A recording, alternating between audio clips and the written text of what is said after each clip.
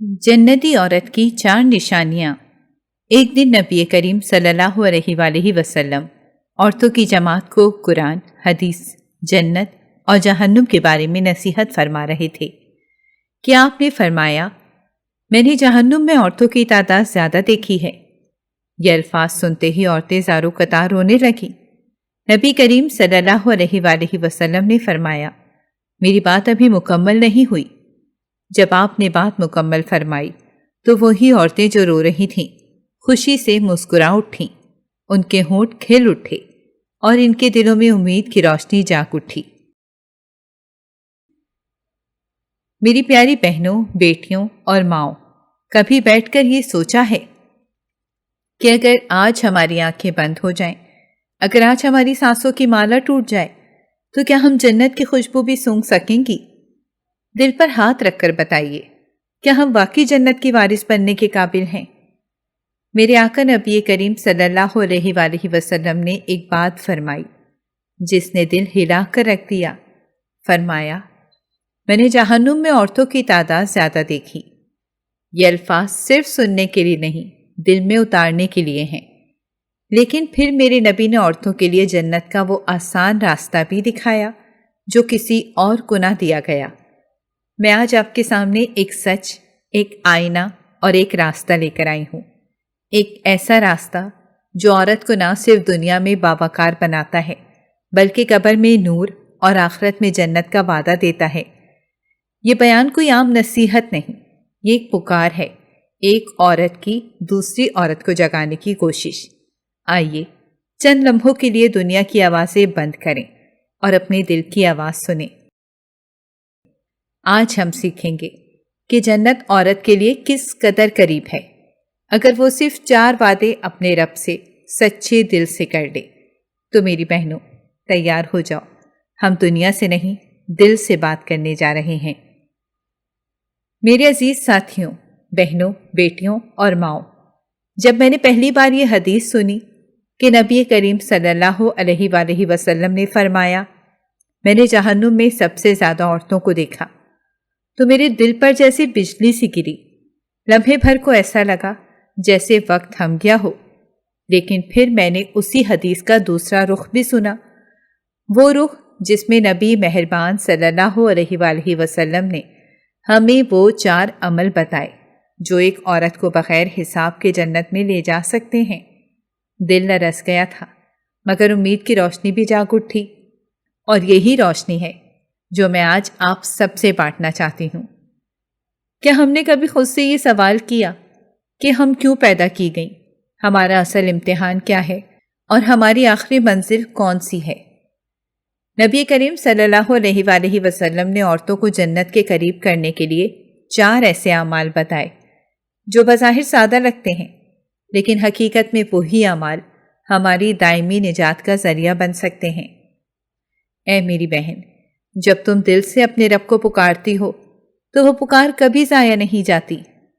عورت کی فطرت میں محبت ہے، دعا ہے، برداشت ہے اور قربانی ہے۔ جب یہ عورت اللہ کے در پر جھکتی ہے تو اس کی دعا صرف اپنی ذات کے لیے نہیں ہوتی بلکہ پورے گھر، اپنے بچوں، شوہر، ماں، باپ اور امت کے لیے ہوتی ہے۔ اور اللہ کو ایسی دعائیں بہت پسند آتی ہیں جو کسی مفاد کے بغیر صرف خیر کے لیے کی جاتی ہوں۔ اکثر خواتین دل میں کہتی ہیں کہ ہم تو نہ عالمہ ہیں، نہ فاضلہ، نہ کوئی بڑی عبادت گزار۔ ہمارا وقت تو بچوں کی پرورش، کھانے بنانے، صفائی کرنے اور سب کی خدمت میں ہی نکل جاتا ہے۔ کیا اللہ ہماری عبادت کو بھی قبول کرے گا؟ تو سنو میری پیاری، نبی کریم صلی اللہ علیہ وآلہ وسلم نے فرمایا، تم میں سے ہر عورت اپنے گھر کی نگہبان ہے اور اس سے اس کی رعیت کے بارے میں سوال ہوگا۔ یعنی تمہارا بچوں کی تربیت میں لگایا ہوا ہر لمحہ، تمہارا شوہر کے ساتھ حسن سلوک، تمہارا دن رات کا تھک جانا، سب عبادت کے درجے میں آتا ہے۔ بس نیت کو خالص کر لو، اللہ تعالیٰ نیتوں کو دیکھتا ہے۔ اگر تم روٹی پکاتے وقت بھی دل میں یہ نیت کر لو کہ یا اللہ، یہ کھانا میرے شوہر، بچوں اور مہمانوں کے لیے برکت والا بنا دینا، تو وہ عمل بھی تمہارے لیے نیکی بن جاتا ہے۔ اور اگر کسی دن تھک کر بیٹھی ہو اور تمہارے ہاتھ دعا کے لیے نہ اٹھ رہے ہوں تو بس دل میں ایک بار اللہ کو پکار لینا، وہ بھی کافی ہے، کیونکہ رب کو تمہاری آواز سے زیادہ تمہارے دل کی کیفیت پیاری ہے۔ اللہ کو تمہارے آنسو پسند ہیں، وہ خاموشی جس میں تمہاری روح رب سے ہم کلام ہوتی ہے، وہ تکلیفیں جن پر تم صبر کرتی ہو، اور وہ دعائیں جو تم زبان سے نہ بھی نکالو مگر دل میں ان کے لیے لرز جاؤ، سب کچھ لکھا جاتا ہے، اور وقت آنے پر اللہ سب لوٹا دیتا ہے، کئی گنا بڑھا کر۔ ایک بزرگ عورت کہا کرتی تھی کہ عورت اگر سچائی، صبر اور نرمی کو اپنی شخصیت کا حصہ بنا لے تو اس کے گھر میں فرشتے ڈیرے ڈال لیتے ہیں، اور اگر عورت زبان میں سختی، دل میں حسد اور عمل میں غفلت لے آئے تو شیطان اس کے گھر کے در و دیوار پر قبضہ کر لیتا ہے۔ یہی وجہ ہے کہ ایک عورت کا کردار صرف اس کی ذات تک محدود نہیں رہتا، بلکہ اس کے اثرات نسلوں تک جاتے ہیں۔ کیا تم جانتی ہو، جب ایک عورت تہجد پڑھتی ہے تو اس کے سجدے میں اللہ اس کے بچوں کے لیے رہنمائی پیدا کرتا ہے۔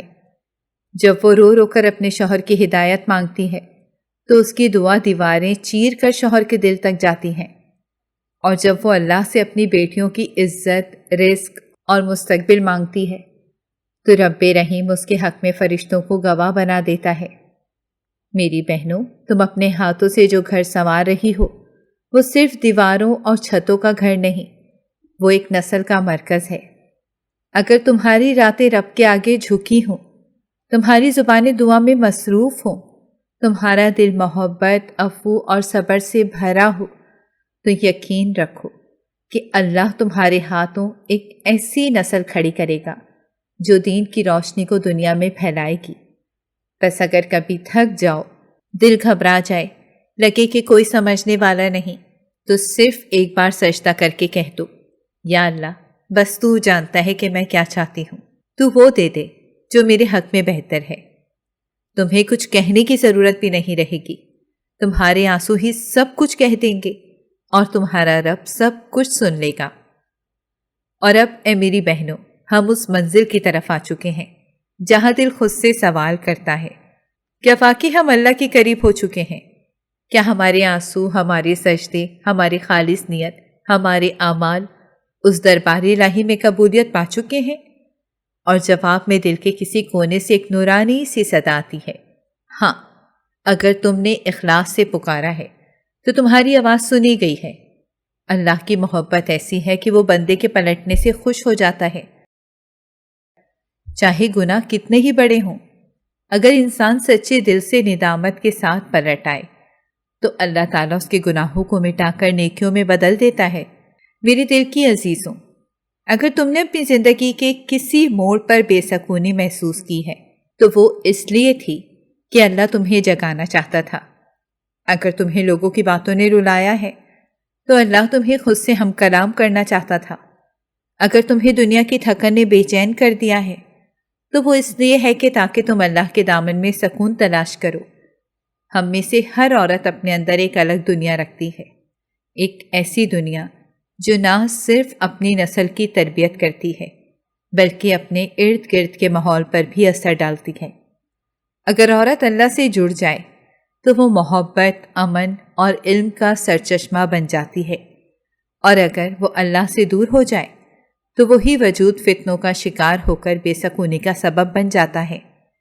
اس لیے اے بہنوں، اپنی دنیا کو اللہ سے جوڑ لو، رات کی تنہائیوں کو دعا سے بھر لو، دن کی مشغولیات میں بھی دل میں اللہ کو جگا دو۔ اپنی بیٹیوں کو سکھاؤ کہ عزت نفس اللہ کی دی ہوئی چیز ہے، اور اپنے بیٹوں کو سمجھاؤ کہ ماں کا مقام جنت کی کنجی ہے۔ شوہر سے محبت میں اللہ کی رضا تلاش کرو، اور اگر کبھی اختلاف ہو تو زبان کے بجائے دعا کو ذریعہ بناؤ۔ نبی کریم صلی اللہ علیہ وآلہ وسلم نے فرمایا، دنیا سبز و شیریں ہیں اور تم اس میں جانشی بنا کر بھیجے گئے ہو، تو تمہاری ہر ذمہ داری ایک امتحان ہے اور ہر خوشی ایک موقع ہے۔ اگر تم نے اس دنیا کو اللہ کی رضا سے گزارا تو آخرت میں تمہارا استقبال فرشتے کریں گے۔ تمہارا ہر قدم، تمہارا ہر صبر، تمہارا ہر خالص جذبہ لکھا جا رہا ہے، اور جس دن سب اعمال تولے جائیں گے اس دن تم حیران رہ جاؤ گی کہ تمہارے ایک معمولی عمل نے کتنی بھاری نیکی کا وزن اٹھا رکھا تھا۔ کبھی کبھی ہم سوچتے ہیں کہ کیا واقعی اللہ ہمیں معاف کر چکا ہے، کیا وہ ہمیں قبول کر چکا ہے؟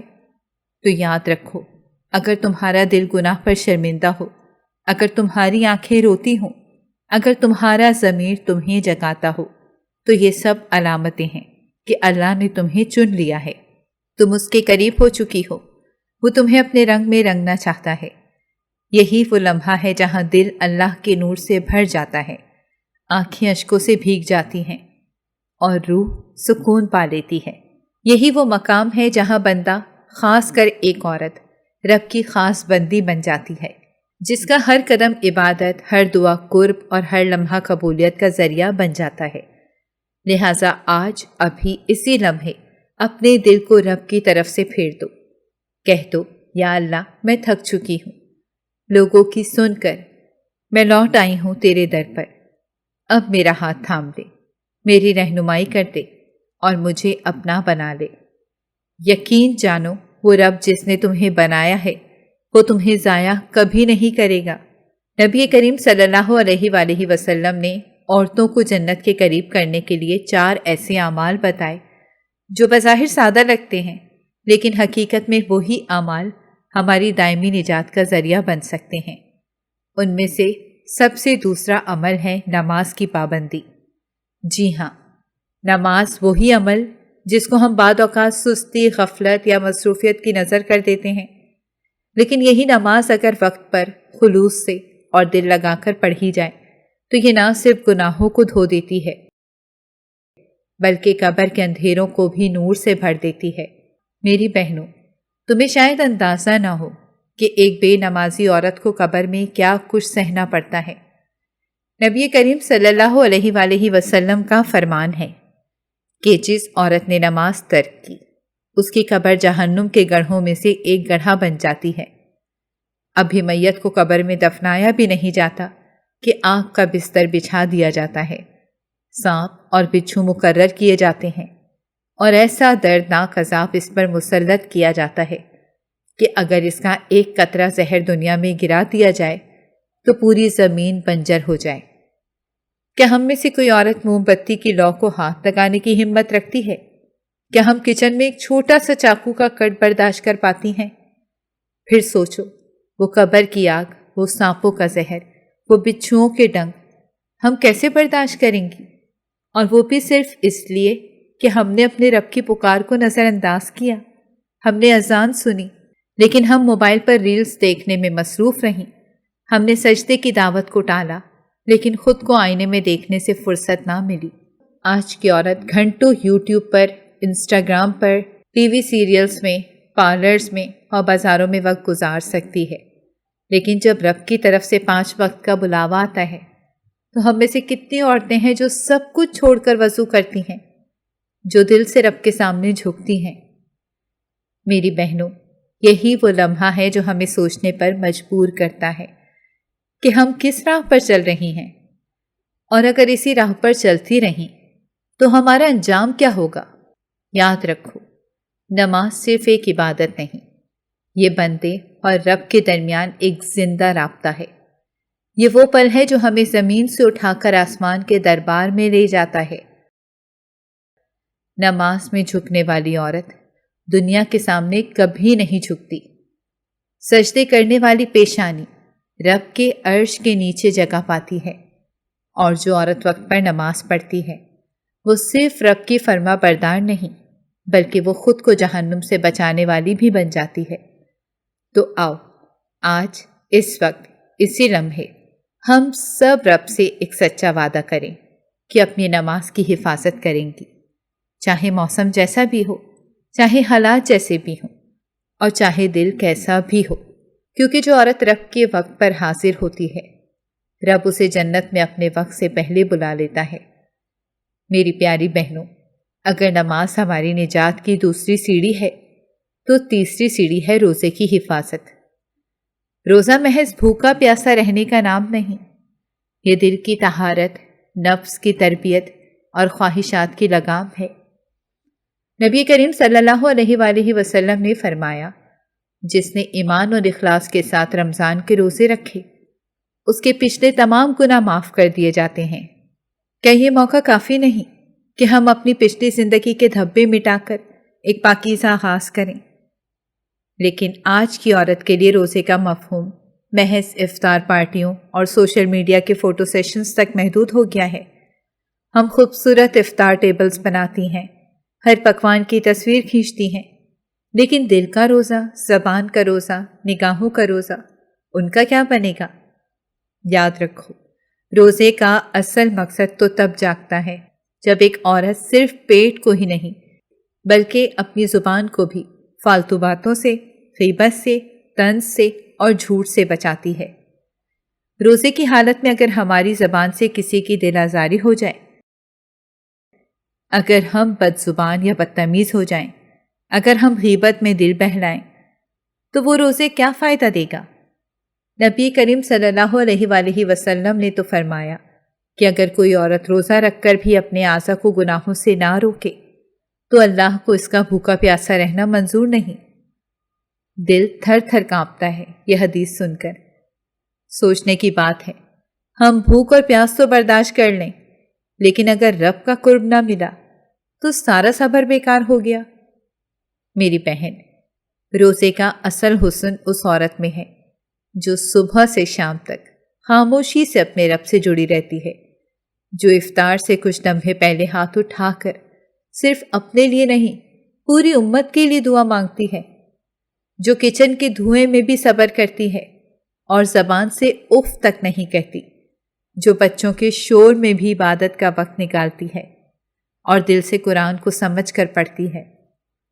یہی وہ عورت ہے جو رب کو محبوب بن جاتی ہے اور جنت اس کے انتظار میں اپنے دروازے کھول دیتی ہے۔ اور یہ بات صرف رمضان تک محدود نہیں۔ کیا ہمیں علم ہے کہ نبی کریم صلی اللہ علیہ وآلہ وسلم شعبان، شوال، محرم اور عرفہ جیسے دنوں میں بھی نفل روزے رکھتے تھے؟ کیا ہم نے کبھی سوچا کہ ان دنوں کے روزوں سے کتنا بڑا خزانہ چھپا ہوا ہے؟ افسوس، ہم سال کے 11 مہینے اپنی جلد، جسم، لباس، وزن اور تقریبات پر توجہ دیتے ہیں، لیکن روح کی پرورش کے لیے ہمارے پاس وقت نہیں ہوتا۔ اور پھر جب زندگی کی سانسیں اکھڑنے لگتی ہیں تو ہم سوچتے ہیں کاش چند لمحے اور مل جائیں۔ ایک عورت کے لیے روزہ محض ایک عبادت نہیں بلکہ اس کی روحانی حفاظت کی ڈھال ہے۔ یہ روزہ اسے دوسروں کے ظلم، معاشرتی دباؤ، شیطانی وسوسوں اور دل کی گندگی سے بچاتا ہے۔ روزے کی حالت میں بندہ زیادہ حساس ہو جاتا ہے اور یہی موقع ہوتا ہے دل کو رب کی طرف جھکانے کا۔ جو عورت اس حساسیت کو سمجھ جائے وہ رمضان کی برکتوں کو سمیٹ کر سال بھر کے لیے جنت کا ذخیرہ جمع کر لیتی ہے۔ آج ہم سب کو سوچنے کی ضرورت ہے کہ ہم روزے کو صرف کھانے پینے کی بندش سمجھتی ہیں یا روح کی پاکیزگی کا موقع؟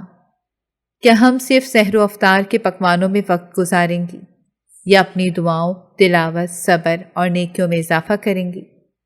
یہ فیصلہ ہمیں آج کرنا ہے، کیونکہ زندگی کا پتہ نہیں اگلا رمضان نصیب ہو یا نہ ہو۔